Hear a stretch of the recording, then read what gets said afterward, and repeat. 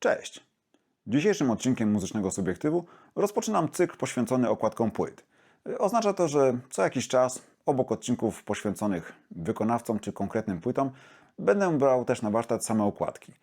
A zacznę od kilku przykładów pokazujących, że nawet topowi artyści potrafili wypuścić na rynek prawdziwe koszmary.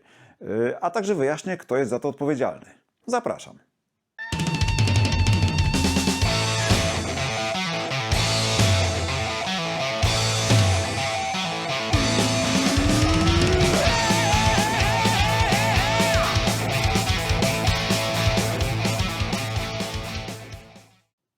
Czemu w ogóle okładki?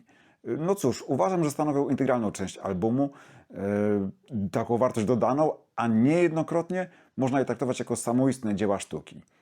Noel Gallagher z Oasis powiedział w dokumencie poświęconym takiej legendarnej agencji odpowiedzialnej za wiele wyśmienitych okładek, Hipgnosis, że okładki płyt winylowych to jest taka, powiedzmy, galeria czy kolekcja sztuki biednego człowieka. Czym oczywiście nie chciał nikogo urazić, tylko raczej zwrócić uwagę na fakt, że no nie każdego stać na to, żeby w sypialni powiesić sobie Rembrandta czy Van Gogha, natomiast każdy może sobie pozwolić na kolekcjonowanie takich małych dzieł sztuki, jakimi potrafią być okładki płyt.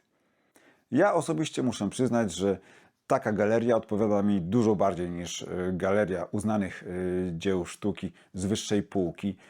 A to dlatego, że oprócz faktu, że same okładki mi się bardzo podobają, no to jeszcze wiążą się z nimi przeżycia czy ładunek emocjonalny wynikający z zawartości tego, co skrywają, czyli samych płyt. I dla mnie generalnie stanowią cenniejsze dzieła sztuki niż te w tradycyjnych galeriach, te z wyższej półki. Zresztą współcześnie te podziały na sztukę wyższą czy niższą, użytkową zacierają się, są często negowane. Dobry design, a do takiego worka, powiedzmy, można wrzucić okładki płyt rockowych, jest teraz w cenie, jest szanowany, jest uznawany i nie ma żadnego powodu do wstydu z tego powodu, że się uwielbia okładki płyt.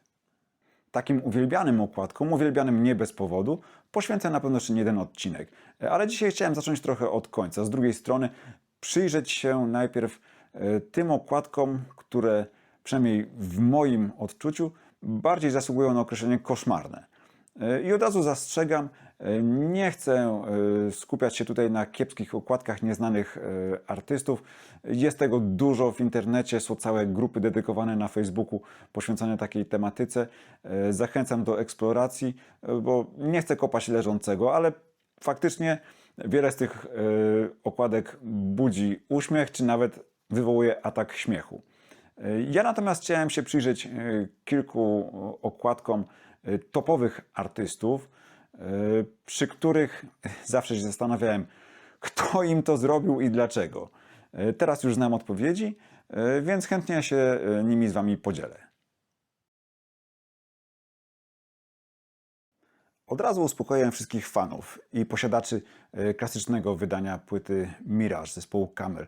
Nic do tej okładki nie mam, jest jak najbardziej ok, a w epizodzie poświęconym albumowi The Snow Goose tegoż zespołu mówiłem już o genezie tej okładki. Gdyby ktoś nie widział tamtego odcinka, to zapraszam. Link znajdziecie na końcu tego epizodu. A w skrócie, wracając do tamtej historii, około roku 1974 ktoś w wytwórni Decca Records, która akurat podpisała z Camelem umowę na nagranie ich drugiej płyty studyjnej, ktoś wpadł na pomysł, żeby wykorzystać potencjał, jaki niesie nazwa zespołu. I tu od razu dementuję pogłoski. Ta nazwa nie wzięła się od nazwy marki papierosów.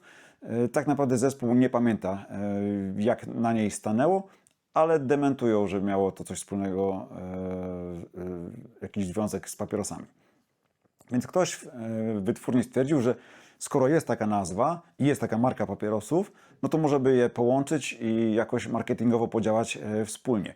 Dogadano się z europejską filią z koncernu tytoniowego i efektem tego mariażu była m.in. okładka do płyty Mirage, która tak naprawdę jest przerobionym opakowaniem tych słynnych papierosów. Zgodnie z nazwą albumu, obrazek z opakowania kameli jest lekko rozmyty, przypomina taką pustynną Fata Morganę. I to jest ok. Ten projekt jest jak najbardziej ok. No może niekoniecznie sam związek z trucicielami był w porządku, ale też zaczął się szybko zespołowi odbijać czkawką. Zresztą oni sami nie byli do tego pomysłu nigdy przekonani. No a szybko się okazało, że zaczynają się jakieś durne naciski, jakieś propozycje, żeby zaczęli nazywać tytuły piosenek na przykład 20 to the Pack. A z kolei przy wydawaniu kolejnej płyty, The Snow Goose, autor opowiadania, na której historia była oparta, czyli Paul Gallico, zabronił zespołowi użycia dokładnie tego tytułu opowiadania, bo był przeciwnikiem palenia i nie podobały mu się jakiekolwiek konszachty zespołu z koncernem tytoniowym. Ale tak jak powiedziałem, ta okładka, klasyczna okładka od Mirage była ok. Natomiast okazało się, że z takim opakowaniem płyta na rynek amerykański nie może trafić. Weto postawiła amerykańska część koncernu tytoniowego, ponieważ odbiorcami w Stanach Zjednoczonych papierosów marki Camel byli mężczyźni w starszym wieku, którzy na pewno nie byli fanami rocka, już na pewno nie takiej muzyki, jaką oferował Camel.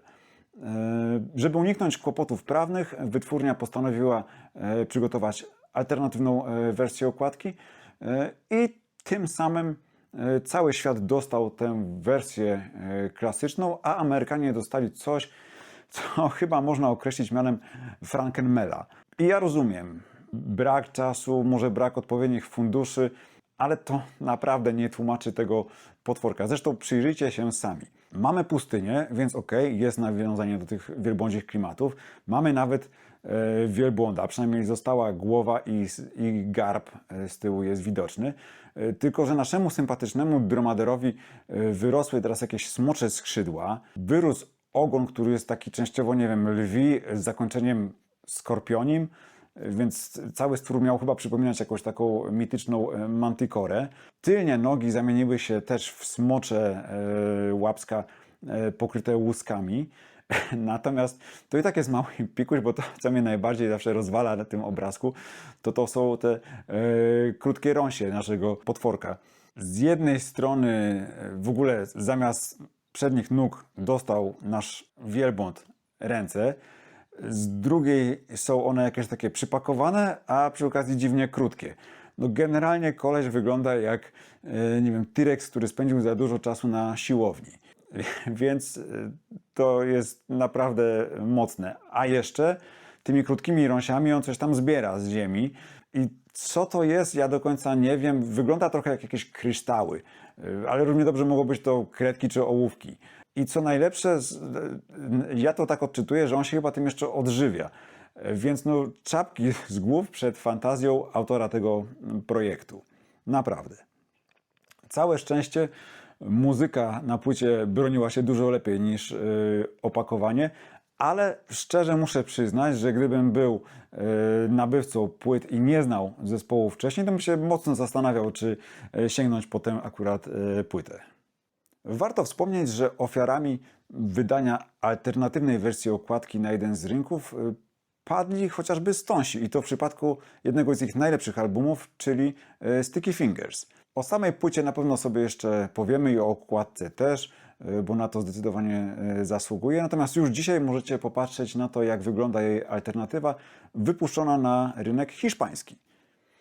Otóż reżim generała Franco uznał tą podstawową, klasyczną okładkę Sticky Fingers z tymi słynnymi jeansami za obsceniczną. Nie zgodził się, żeby taka wersja trafiła do Hiszpanii. W związku z tym wytwórnia była zmuszona przygotować wersję alternatywną i przygotowała.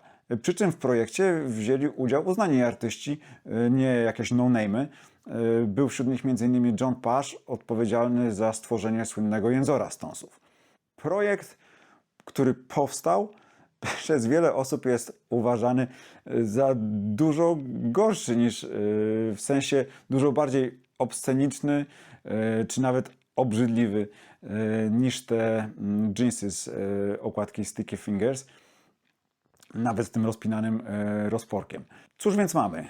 Mamy otwartą puszkę melasy, z której wyłaniają się, czy nie wiem, może same wychodzą ludzkie palce oblepione tą melasą, no bo sticky fingers, tak, czyli lepkie palce muszą być.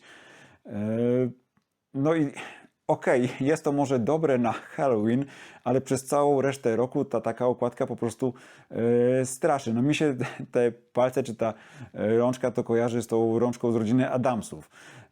No ja to klasyfikuję jako niezły koszmarek. No i muszę dodać, że faszyści Franco zafundowali hiszpańskim fanom rocka, a Stonesów w szczególności, jeszcze jeden koszmar. Nie zgodzili się bowiem na umieszczenie na płycie utworu Sister Morphine. W związku z tym hiszpańskie wydanie Sticky Fingers zawiera inny utwór, Let It Rock. A teraz czas na spłatę długu, czy może spełnienie złożonej obietnicy. W zwiastunie kanału Muzyczny Subiektyw wspominałem okładkę Sabotage zespołu Black Sabbath i obiecywałem, że przy okazji powiem o niej coś więcej, więc teraz nadszedł ten wiekopomny moment. I od razu dwie uwagi. Po pierwsze, oceniam okładkę, nie samą płytę. Muzyka, która się na niej znalazła, jest jak najbardziej ok, to nie jest żadna kupa. Może w porównaniu z poprzedniczką, albumem Sabbath Bloody Sabbath, Sabotage trochę rozczarowuje, ale to jest wciąż mocna pozycja w ich katalogu. Żadna słaba płyta. Po drugie, sam koncept też był fajny. Ta idea pokazania lustra, które nie jest lustrem albo jest źle działającym lustrem, czy odwrotnie działającym zwierciadłem, to był fajny koncept. Zwłaszcza, że nie ich, bo był podebrany belgijskiemu surrealiście René Magritte'owi. W roku 1937 ten artysta namalował obraz o tytule, i tu wybaczcie mój francuski, La reproduction interdite, co można na angielski przetłumaczyć not to be reproduced, a po polsku to będzie zakaz reprodukcji. I na tym obrazie mamy pokazanego mężczyznę ubranego w garnitur, stojącego twarzą przed lustrem, przy czym w lustrze nie widzimy jego oblicza, tylko plecy. Można więc powiedzieć, że działanie lustra zostało zasabotowane i to dobrze odpowiadało tytułowi płyty i temu, co chcieli przekazać muzycy. Pomysłodawcą sięgnięcia po taką inspirację był Graham Wright, techniczny Billa Warda, perkusisty zespołu i artysta grafik jednocześnie. A ostatecznie za projekt odpowiedzialna była duńska agencja Cream. I na pierwszy rzut oka czy z oddalenia efekt końcowy nie robi złego wrażenia. Gorzej, kiedy przyjrzymy się mu bliżej, a konkretnie muzykom i ich garderobie. No dobra, Geezer Butler i Tony Iommi wyglądają jeszcze ok, nie mają żadnych na sobie obciachowych ciuchów, no takie typowe ubrania z połowy lat 70. No dobra, może Iommi wygląda trochę jakby zaraz po sesji szedł do dyskoteki, no i nie wiadomo czemu Geezer trzyma w prawej ręce parasol, ale to jest pikuś. Problem stanowią dwaj pozostali muzycy, zwłaszcza Bill Ward, perkusista. To, że jest bez butów, nie ma większego znaczenia, chociaż może gdyby był na bosaka, byłoby lepiej. A tak ten brak butów podkreśla jeszcze bardziej ten czerwony element jego garderoby, który przykuwa wzrok chyba wszystkich patrzących na okładkę Sabotage. A są to damskie rajstopy.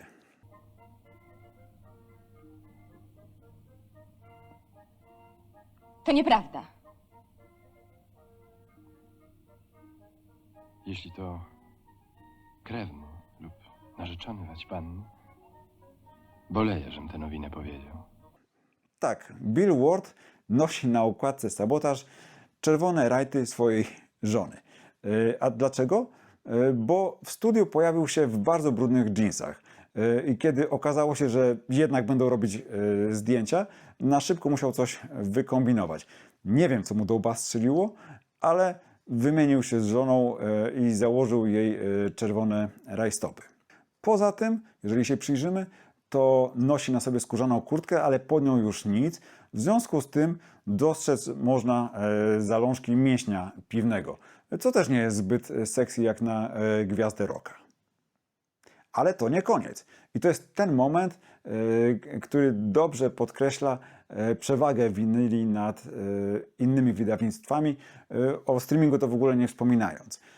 Ok, na płytach CD też jesteśmy w stanie to dostrzec, ale jednak mając w ręce płytę winylową, to takie smaczki jest odnaleźć zdecydowanie łatwiej. A chodzi generalnie o to, że w przypadku okładek płyt, zwłaszcza w wydawnictwach tych analogowych, tył okładki stanowi często przedłużenie projektu z frontu albo jakieś jego dopowiedzenie. Często dopowiada historię, która jest opowiedziana na przedzie okładki. Jeżeli przywołać chociażby już wspominaną tutaj Sabbath Bloody Sabbath, to tam przekaz staje się jaśniejszy, kiedy zobaczymy nie tylko przód, ale i tył okładki. Wtedy jasnym się staje, że chodzi o los umierającego czy martwego człowieka, który po śmierci trafia albo powiedzmy do piekła, albo do nieba, w zależności od tego, czy był grzesznikiem, czy człowiekiem pobożnym. Jeśli chodzi o słynny album Argus grupy Wishbone Ash, to tam na froncie mamy słynną postać takiego wojownika czy strażnika, ale z tyłu na oryginalnym wydaniu i na niektórych wznowieniach, ale nie na wszystkich, widniał taki w oddaleniu słabo widoczny, ale jednak statek kosmiczny. I to dodawało takiego smaczku tej okładce. Z kolei, jeżeli weźmiemy pod uwagę na przykład płytę Black and Blue Rolling Stonesów, to tam na przodzie mamy tylko część zespołu. Mamy Keitha Richardsa, Billa Wymana i część Micka Jaggera. A gdzie reszta? No to trzeba było odwrócić sobie płytę i wtedy nagle naszym oczom ukazywał się Charlie Watts, Ronnie Wood i reszta Jaggera. I tutaj teraz wracamy do Sabotage Black Sabbath. Jeżeli popatrzymy na tylną część okładki, to oprócz tej kontynuowanej koncepcji tego źle działającego czy odwróconego zwierciadła, dostrzeżemy też tyłek Billa Warda. I ja rozumiem, to może się wydać po niektórym dziwne, patrzenie się na męski tyłek, ale w tym przypadku jest to bardzo uzasadnione, ponieważ wtedy pod czerwonymi rajtuzami dostrzeżemy czarno-białe, w taką czarno-białą szachownicę majtki. O co chodzi? Chodzi o to, że szanowny Bill nie nosił w tym okresie bielizny, nie miał tego w zwyczaju. Więc kiedy wymienił swoje brudne dżinsy na rajtuzy żony, no to okazało się, że z przodu mu wszystko prześwituje. W związku z tym musiał się czymś poratować, a że nie miał własnych gaci, to pożyczył takie od Ozzy'ego. Tak, więc Bill ma na sobie nie tylko rajtuzy swojej żony, ale jeszcze majtki Ozzy'ego. I tego wątku już, wybaczcie, nie będę dalej ciągnął. A skoro już o Ozzym mowa, jego strój może nie jest tak spektakularny jak Billa, ale jednak kimono, które ma na sobie, również przysporzyło mu sporo komentarzy, w tym jedną ksywkę, która ciągnęła się jakiś czas potem jeszcze za nim, Homo in the kimono, w dodatku bez majtek, o czym już wiemy. Wnikliwy obserwator może też dostrzec, że na froncie okładki Geezer Butler, basista, trzyma lewą rękę w kieszeni, podczas gdy z tyłu okładki ta ręka luźno zwisa. Trudno też dostrzec na tylnym zdjęciu, gdzie podział się drugi but Ozzy'ego. Czy to był też jakiś umyślny lub nieumyślny sabotaż? Chyba raczej brak kontroli jakości nad sesją i produkcją potem okładki. A teraz kilka słów w obronie muzyków. Cała sesja miała wyglądać zupełnie inaczej. Według pierwotnego pomysłu miała się odbyć w korytarzu jakiegoś ponurego zamczyska w stylu zamku Drakuli. Panowie mieli być ubrani w czarne garnitury, a na ścianach korytarza miały być takie wielkie od sufitu do podłogi wiszące lustra. Więc klimat byłby zupełnie na pewno inny i efekt końcowy też dużo lepszy. Ale zawaliła wytwórnia Vertigo, która miała odpowiadać za organizację tej sesji. Ostatecznie zamiast zamku skończyło się na małym studiu fotograficznym w londyńskim Soho. A sami muzycy, kiedy tam przybyli, byli przekonani, że tak naprawdę przychodzą tylko porozmawiać o koncepcji i może strzelić kilka takich testowych fotek. W związku z tym przyszli ubrani w to, co akurat na sobie mieli.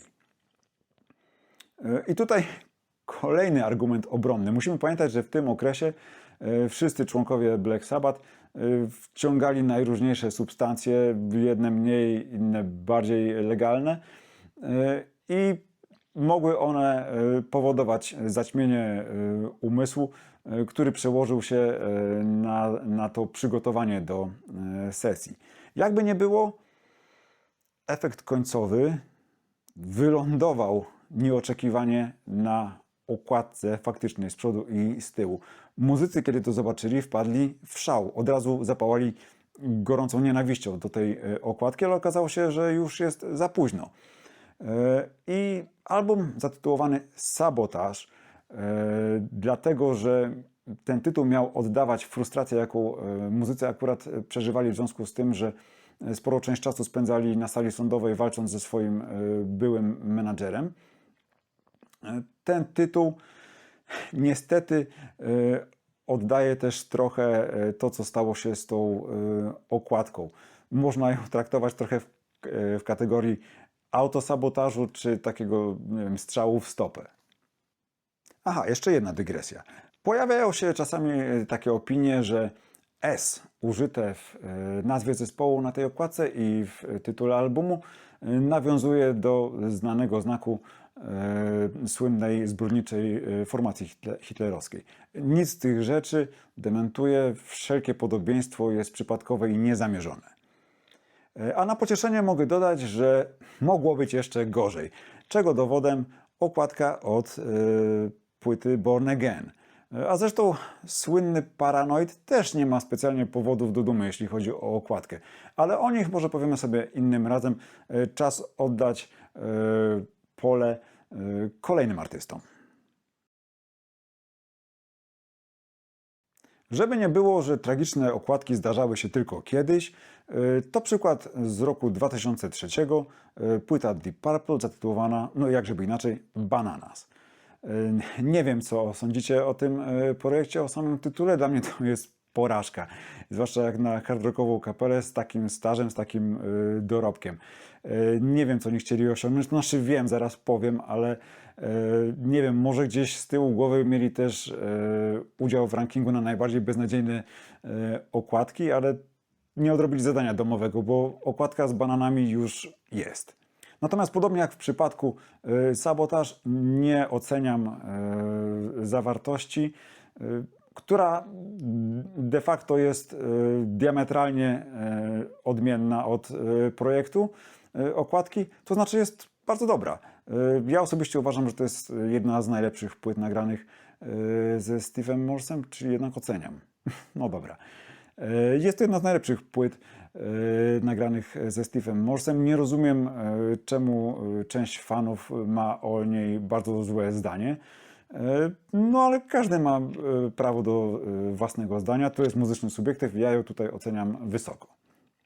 Natomiast nie zmienię swojego zdania, jeśli chodzi o okładkę i to mimo tłumaczenia Jana Gillana, który wspomina, że za całym tym konceptem stoi jeszcze inne zdjęcie, które widzieli kilka lat wcześniej, jeszcze zanim w ogóle przystąpili do prac nad płytą Bananas.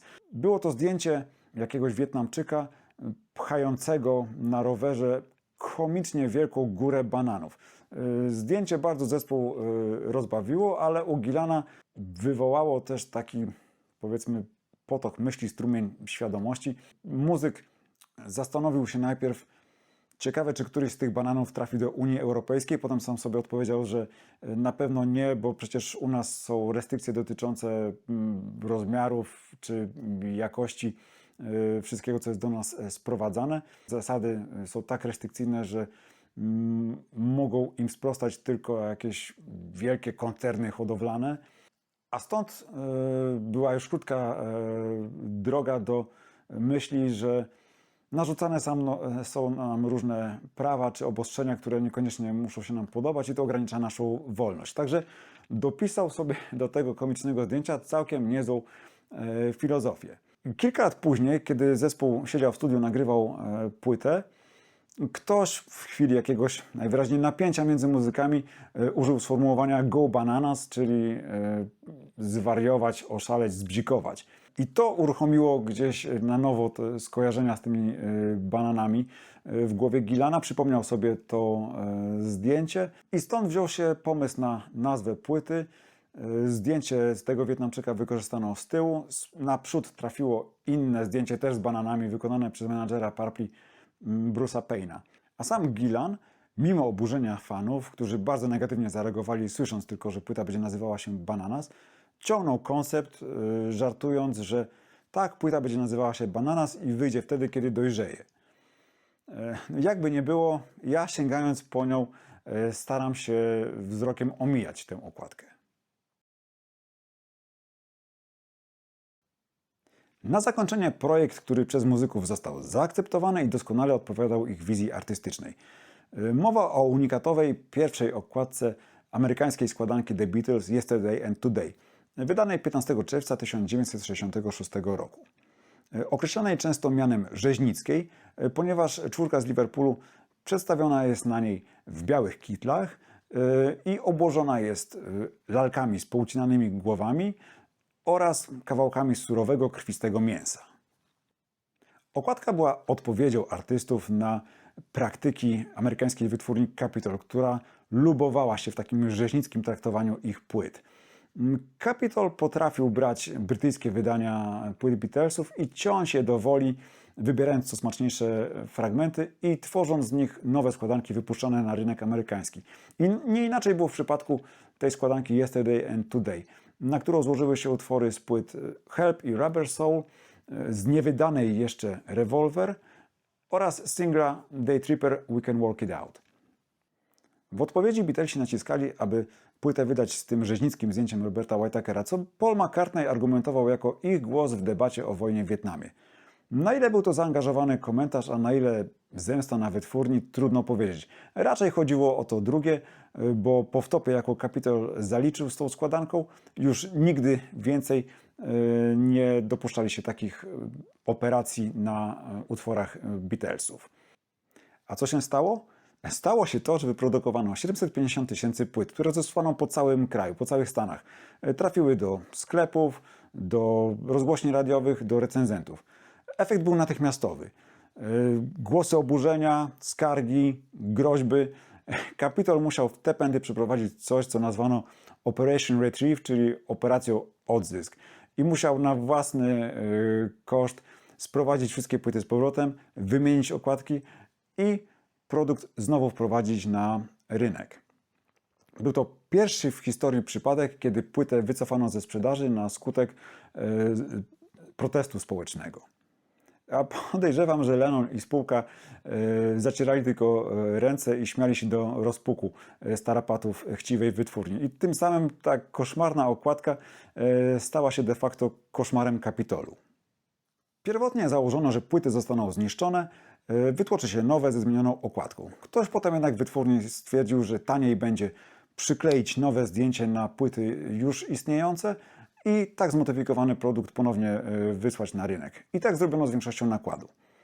Szybko jednak rozeszła się wieść, że pod tą doklejoną atrapą istnieje prawdziwa, oryginalna, ta rzeźnicka okładka, w związku z czym fani masowo zaczęli zrywać te doklejone zdjęcia, niszcząc większość okładek. Niektórym jednak pomysłowym fanom udało się odkleić zdjęcie, nie naruszając tego znajdującego się pod spodem. I te okładki w tej chwili osiągają sporą cenę na aukcjach kolekcjonerskich. Są też takie egzemplarze, których ani nie zniszczono, ani nie zaklejono. I te są oczywiście jeszcze cenniejsze. Istnieje również egzemplarz z prywatnej kolekcji Johna Lennona, który na aukcji w 2019 roku uzyskał zawrotną cenę 180 000 funtów, 234 000 dolarów, co czyni go trzecim najdroższym winylem na świecie, na chwilę obecną przynajmniej. Tych kilka przykładów to oczywiście tylko czubek góry lodowej. Sam cykl o rockowych okładkach będzie oczywiście kontynuowany w kolejnych odcinkach muzycznego subiektywu na zmianę z inną tematyką. I oczywiście wolałbym się zająć tymi bardziej wartościowymi dziełami, ale jeżeli ktoś ma ochotę na kolejne historie o takich koszmarkach okładkowych, dajcie znać w komentarzach. Zawsze mogę zrobić dogrywkę. A teraz już tradycyjnie dziękuję za Wasz czas, za Waszą uwagę. Zachęcam do subskrybowania, lajkowania, udostępniania, komentowania. Zapraszam na fanpage muzycznego subiektywu. Gdyby ktoś miał ochotę wesprzeć kanał, zapraszam do postawienia symbolicznej kawki na supi.pl. Linki znajdziecie w opisie odcinka i w opisie kanału. Serdecznie dziękuję Wam za całe okazywane wsparcie i do zobaczenia niebawem.